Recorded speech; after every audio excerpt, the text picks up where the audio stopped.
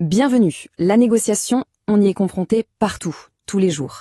Mais la maîtriser, ça, c'est un véritable art. Dans cette analyse, on va voir ensemble comment transformer ce qui pourrait être un face-à-face tendu en un partenariat où finalement tout le monde y gagne.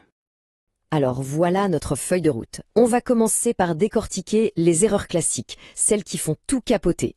Puis, petit à petit, on va construire une approche, un état d'esprit stratégique qui, lui, permet de bâtir des relations solides et durables. Allez, on commence. On va d'abord mettre les pieds dans ce qui ressemble parfois à un champ de mine, la négociation.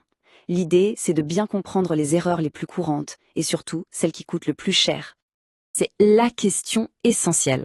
On pourrait croire que c'est une tactique de bluff qui tournait mal ou une concession faite trop vite, mais en réalité, la réponse est beaucoup plus simple et elle se trouve bien en amont de la discussion elle-même. Regardez ce chiffre, 70%. C'est juste énorme. D'après une étude de la Harvard Business Review, c'est la proportion de négociations qui échouent juste par manque de préparation. Ce que ça veut dire, c'est que la bataille, en quelque sorte, elle est souvent gagnée ou perdue bien avant que les interlocuteurs ne s'assoient à la table. Et ces pièges, ils sont nombreux. Le manque de préparation, bien sûr, mais aussi le fait de se focaliser uniquement sur le prix, de vouloir imposer ses vues ou de sacrifier la relation à long terme pour un petit gain immédiat. Tout ça, ça révèle une vision erronée de ce qu'est une négociation. Ce n'est pas une bataille, mais un problème à résoudre à deux. Et ça nous amène directement au cœur du sujet. Au fond, toute négociation repose sur un choix entre deux philosophies, deux mentalités complètement différentes. D'un côté, on a la négociation distributive. L'image, c'est celle d'un gâteau fixe. Le but est d'en prendre la plus grosse part possible. C'est du gagnant-perdant. Et de l'autre, l'approche intégrative. Là, l'idée, c'est de travailler ensemble pour faire un gâteau plus grand avant même de penser à le découper. Et là, on est dans le gagnant-gagnant. Pour que ce soit vraiment clair, il y a une petite histoire toute simple mais qui explique tout. C'est l'histoire de l'orange. Elle illustre à la perfection ce concept de négociation collaborative. Le compromis classique, couper l'orange en deux, aurait été un semi-échec pour chacune. La solution parfaite ne se trouvait pas dans leur position, je veux l'orange, mais bien dans leurs intérêts cachés. L'une avait besoin du jus, l'autre du zeste. En comprenant le pourquoi, tout changeait, et chacune pouvait avoir 100% de ce qu'elle voulait vraiment. Bon, d'accord, mais alors comment on fait pour passer de cette position de surface à la découverte des vrais intérêts ? Eh bien, pour ça, il faut s'équiper. Il faut une sorte de boîte à outils stratégique. Le tout premier outil, c'est la MESOR. C'est l'acronyme pour Meilleure solution de rechange. C'est en fait votre plan B. Qu'est-ce qui se passe si on ne trouve pas d'accord ?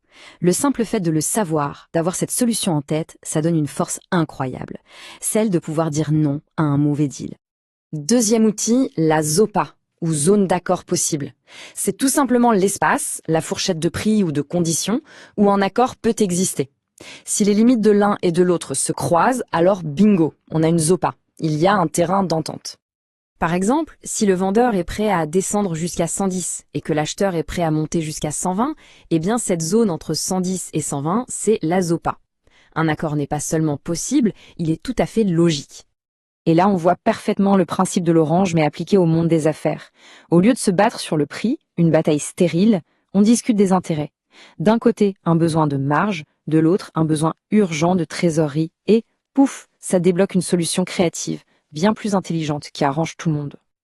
Ok, maintenant qu'on a les outils, il faut s'intéresser à l'échange en lui-même. Comment on exécute sa stratégie de manière efficace une fois qu'on est en face de l'autre ? Une bonne préparation, ce n'est pas juste arriver avec un chiffre en tête. Non, c'est un processus bien plus structuré. Il faut se poser ces 4 questions. Qui sont les acteurs en face ? Quels sont mes objectifs, du plus idéal au non négociable ? Quelle stratégie je choisis, court terme ou long terme ? Et enfin, quels sont mes arguments, mes preuves ? Se poser ces questions avant, c'est déjà faire 80% du chemin. Et puis, il faut connaître les différents styles. Chacun a un style par défaut. Mais un négociateur expert, c'est quelqu'un de flexible. Quelqu'un qui sait passer du style compétitif au collaboratif, ou même à l'évitement, si la situation l'exige. C'est une question d'agilité. Et puis, il y a cette règle d'or, au moment de faire des concessions. C'est simple, on ne donne rien sans rien. Chaque concession doit être un échange, pas un cadeau. C'est ça qui maintient l'équilibre et qui fait que la valeur se crée des deux côtés, pas juste d'un seul. Pour finir, prenons un peu de hauteur. Voyons comment tous ces principes ne s'appliquent pas juste à des petits contrats, mais peuvent avoir un impact à très très grande échelle. C'est là qu'on voit la vraie puissance de cette approche. Les mêmes principes qui servent à vendre une voiture, par exemple, peuvent, quand on les applique à tout un secteur, façonner des pans entiers de l'économie et construire des modèles sociaux plus justes. 700 000 personnes, ce n'est pas juste un chiffre. C'est le nombre de personnes, en Allemagne, dans un seul secteur, qui ont vu leur salaire augmenter grâce à une seule grande négociation. Ça montre l'impact concret, massif, que peut avoir une approche collaborative. En fait, en se concentrant sur un intérêt commun, stabiliser le secteur et assurer une concurrence saine, eh bien, toutes les parties, employeurs comme employés, ont finalement créé un environnement plus solide et plus équitable pour tout le monde. Finalement, tout se résume à ça. Chaque négociation est un choix. Le choix entre se battre pour récupérer une part d'une valeur qui existe déjà, ou alors collaborer pour créer une valeur nouvelle, plus grande. La vraie question n'est donc pas seulement qu'est-ce qu'on peut obtenir, mais plutôt qu'est-ce qu'on peut construire ensemble.